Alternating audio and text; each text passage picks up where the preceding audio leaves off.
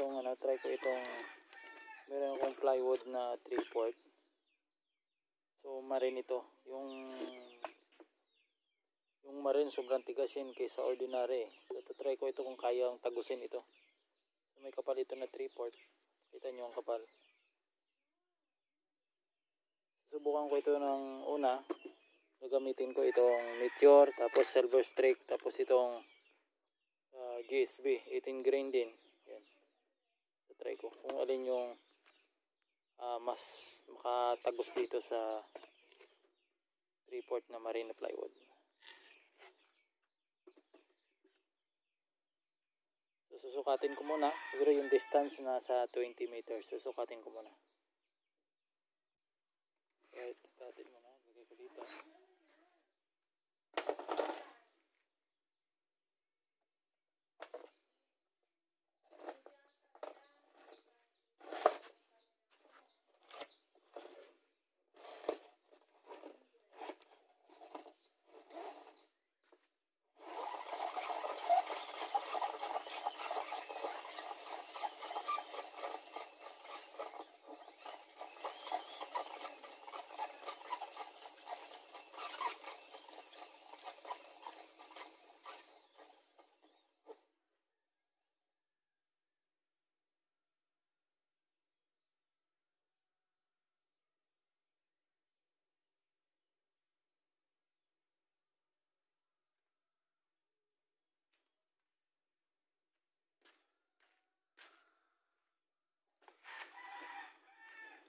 Okay, tapos na yung sukat. So mayroong ilang meter to.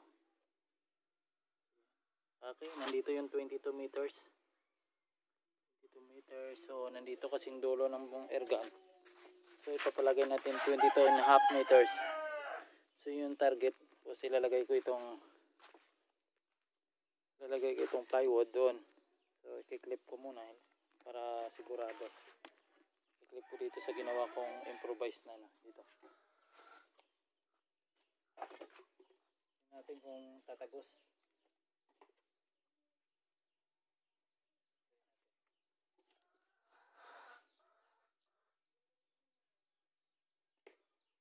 Yan. So, sige, dalhin ko na doon. So, lalagay natin dito sa 22.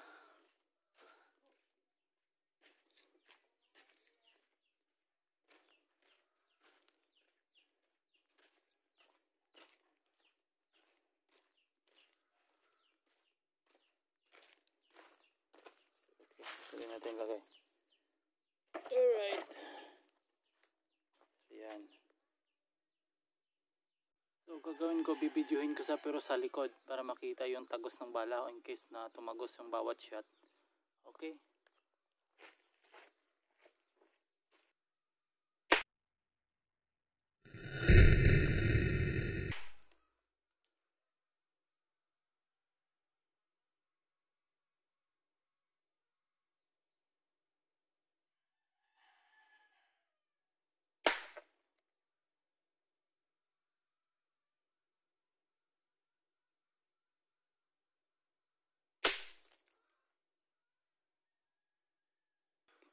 Kita nyo yung tagos.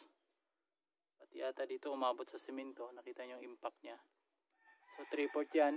Nung una kong hindi ko pa na-upgrade kasi yung yung Winroad HW10 ko. Pag binaril ko dito, hindi talaga tatagos eh. So ngayon upgrade ko, kita nyo nun. Itong marine to eh. Hindi ito ordinary plywood na, kasi pag ito yung ordinary. Ito yung body. Pero ito, ginawa ko kasing bed. So bumili ako ng marine. Napakatigas. Kita naman solid. Wala siyang pero tagos. Kita nyo, tagos yung bala, wasak. So tatry ko naman sa So baliktarin ko na lang siguro.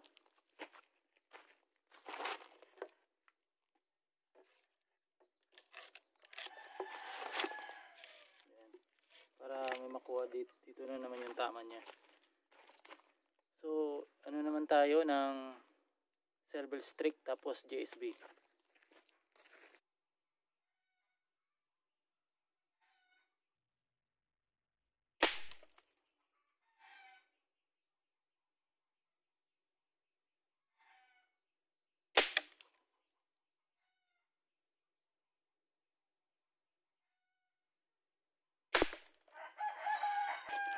pareho yung tama niya, tagos, pero mas malakas yung impact. Napansin nyo yung tama ng GSB.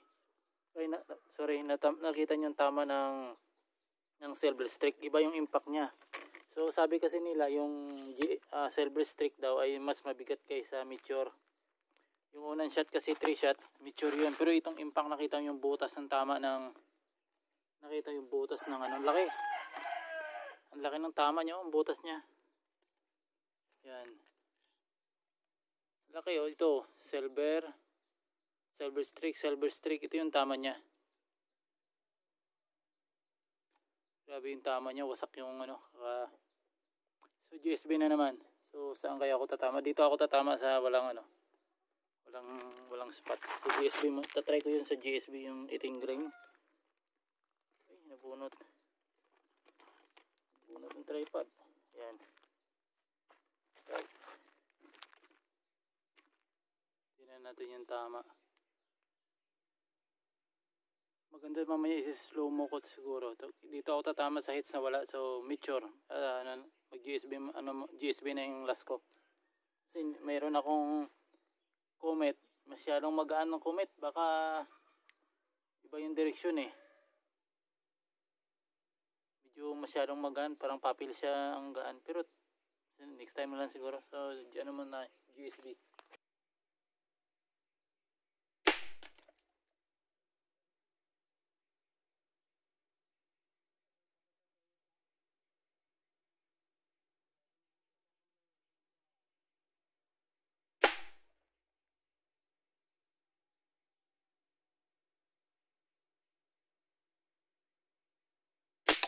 Right, wow. Parang grabing tama ng ano ah. Grabing, parang mas malakas ang tama ng ano. Ito yung tama, medyo ano siya, wasak. Halos same lang yung impact eh. Ng Meteor, silver streak. Pero parang mas iba yung tama ng ano eh. Ito ay GSB din, malaki din. Pero mas malaki yung butas ng ano. Malaki ng butas ng silver streak. Kasi ang laki, tingnan mo yung wasak-wasak po rin yung tama niya maliit lang, pero yung nakita yung tama niya sulit tong ano yun. Marine kasi to, matigas talaga to na ano, na ginagawang kama, pwede siya. Yan.